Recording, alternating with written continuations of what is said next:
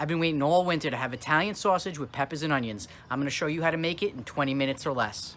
Here's what you're gonna need to make it. 1 loaf Italian bread. Italian sausage, I prefer the hot. I got these at Tony's Meat Market in Lindenhurst. Fire roasted red peppers, I got these at Ginta's in Farmingdale. Big Lou's garlic onion sauce, you know where to get it. Get your grill on to at least 400 degrees. Get your sausages on the grill. Pro tip, cut your sausages in half. Get them nice and crispy on the outside and the inside.